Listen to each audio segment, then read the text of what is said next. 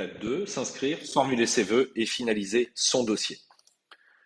Quelques éléments calendaires, maintes fois répétés, mais je préfère être un peu insistant. Cette période d'inscription va du 20 janvier au 29 mars pour une première période qui est la saisie des vœux.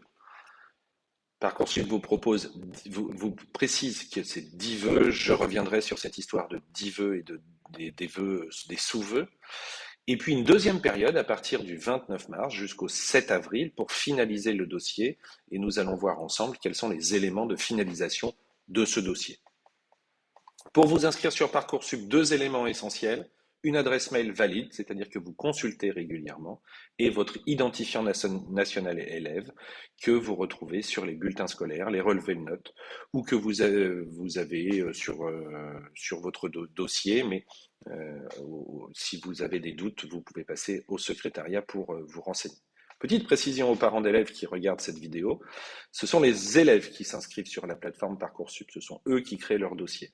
Néanmoins, pour que vous puissiez les accompagner, que vous puissiez être en appui et puis de temps en temps vérifier les aspects calendaires, vous pouvez, au moment de la création du dossier, ajouter le mail des parents, le numéro de portable, pour que les parents reçoivent les mêmes notifications et puissent rappeler à leur enfant qu'il y a une date, que c'est bientôt la fin, que c'est de telle phase, etc., etc.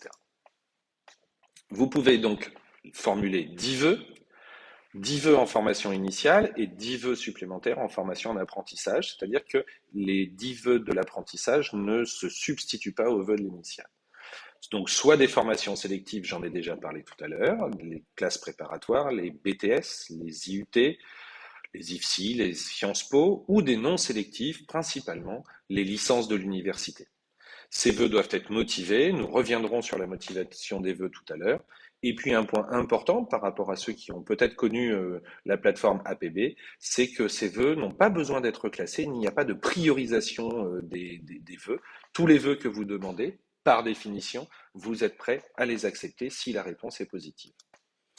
Un petit focus sur les vœux multiples, parce que même si pour les gens qui travaillent dans l'éducation nationale, cela peut paraître peut-être simple, pour vous, ça peut être très compliqué.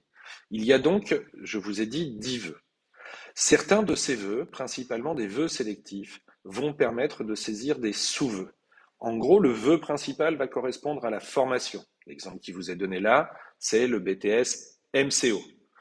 Ce BTS MCO, il est ouvert aux élèves à l'échelle nationale. Il va donc falloir préciser sous forme de sous-vœux les établissements dans lesquels vous demandez ce BTS MCO.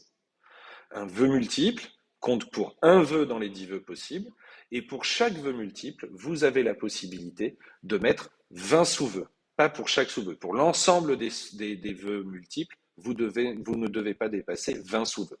Exemple, si vous demandez 3 BTS, 3 BTS vous comptent pour 3 vœux parmi les 10 que vous avez, et à l'intérieur de ces 3 BTS, vous allez avoir des sous-vœux possibles à mettre dans la limite de 10 par vœu et dans une limite totale de 20 sous-vœux.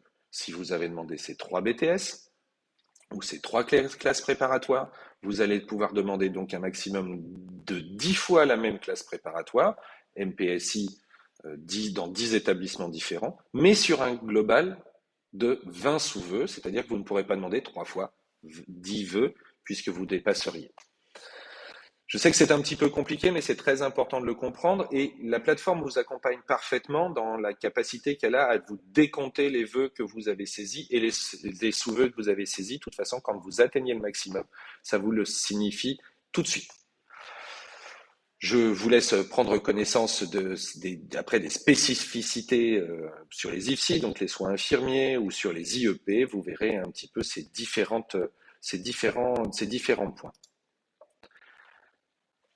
Un exemple vous est donné, enfin 2 types d'exemples sur les IFSI et sur les métiers de la chimie.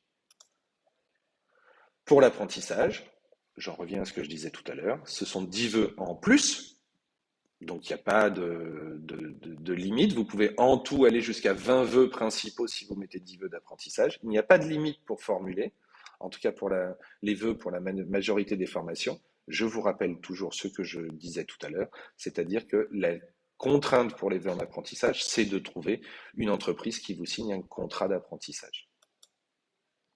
Sur le secteur géographique, un petit point. Pour tout ce qui est formation sélective, il n'y a pas de secteur géographique. Le recrutement est national. Vous pouvez demander un BTS ou une classe préparatoire à Toulouse, même si vous habitez en région parisienne. On verra tout à l'heure sur la constitution du dossier qu'il vaut mieux expliquer pourquoi, habitant en Gain-les-Bains, vous demandez un BTS à Toulouse. Mais vous pouvez le faire.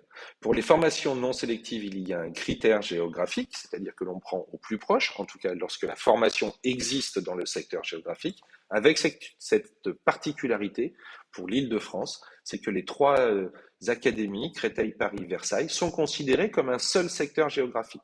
Très clairement, cela veut dire qu'un habitant de l'Académie de Versailles, élève au lycée Gustave Monod, peut demander à égalité avec un élève de Paris une université parisienne. Il ne peut pas être défavorisé par le secteur géographique. Récapitulatif, pour formuler ses vœux, la date limite c'est le 29 mars à 23h59. Il est évident qu'il n'y a pas de décalage et je vous précise aussi que cette plateforme Parcoursup étant une plateforme nationale, il y a beaucoup de saisies tardives et donc il y a souvent un risque que le dernier jour ou les 2 derniers jours, la plateforme soit un petit peu bloquée. Donc il est important d'anticiper et de pouvoir commencer à saisir ses vœux le plus tôt possible. Voilà pour cette première partie de la deuxième phase, c'est-à-dire la formulation des vœux.